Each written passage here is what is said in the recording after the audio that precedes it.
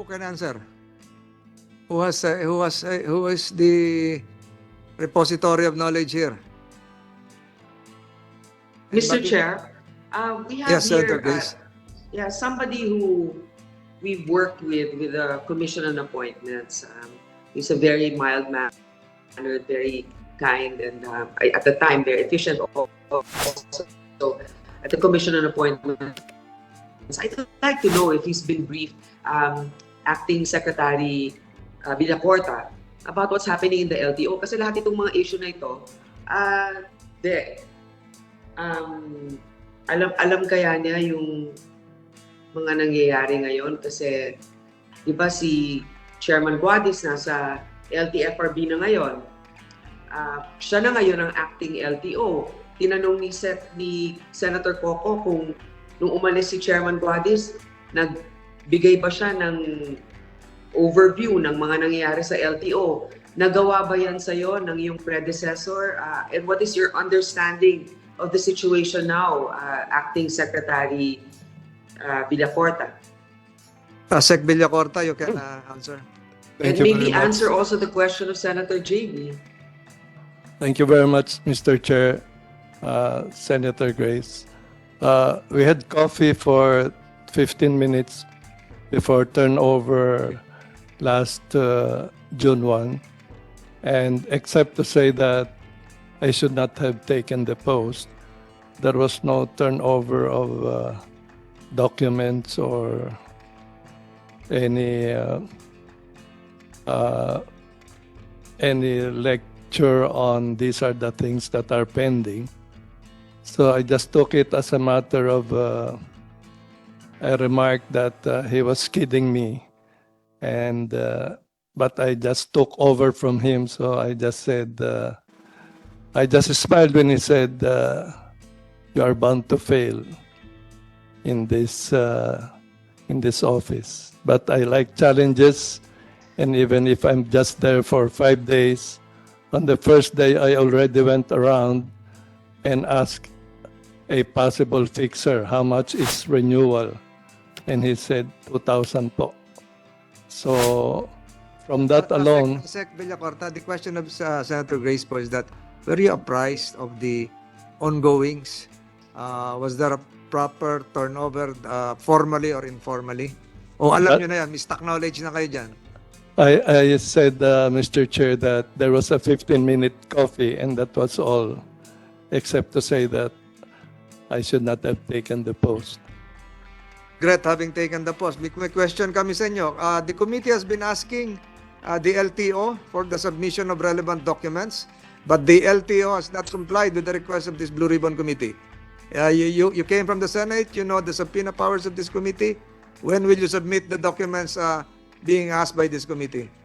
That was relayed to me yesterday, Your Honor, and so the most I could do was ask the budget and the finance to join us here.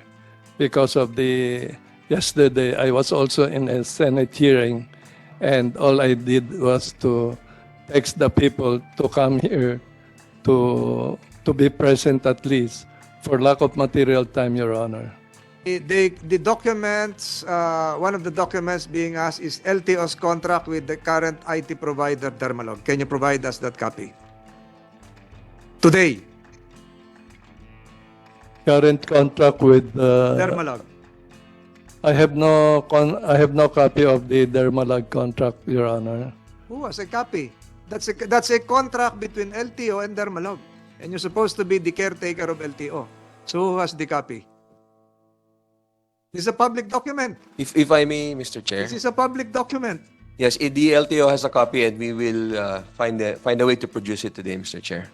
What's your name? What's your name? Attorney Rainier Yebra po, Mr. Chair. Please produce that document. Mr. Chair, kawawa naman si Acting Secretary Villacorta. Parang he's left to, parang flying blind dito eh. Almost like wishing him failure, or I don't know what happened to in the past, but I don't know. I mean, you're basically, we work with you and we know you're credible, but unfortunately this is almost like a snake pit, the LTO, and I was wondering what previous background do you have, acting secretary, for you to be able to hurdle all of these challenges? Do you have any knowledge at all with the LTO, or probably worked there before, or who can you trust now to do the transition for you? Because we want you to succeed. I've been meeting with the division chiefs on a daily basis, and I know that the problems now are, the twin problems are IDs and plates. On IDs, I have been meeting every day on the providers, on Aponeda, on a possible private provider, and we are going to already sign an A2A agreement so that Aponeda can purchase within a month as to the at least 200,000 ID cards, Your Honor. Yes, Mr. Chair, well and good that the acting secretary is now doing his best to catch up.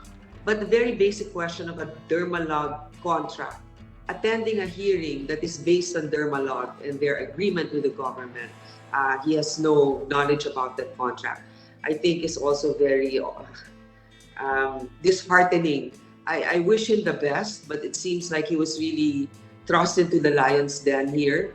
And I hope that there will be those in the LTO who have institutional knowledge of this who will really cooperate. And I think part of also the responsibility of accepting a position in government is to be able to provide a smooth transition to the next administration. So I think that in the next hearing, I would very much want to hear with the past secretary about his own experience in the LTO, what needs to be done so that we can improve on it. I'm quite disappointed that he wasn't able to make it today, and also Dermalog in particular. If they're not hiding anything, they should be ready to speak up and defend themselves.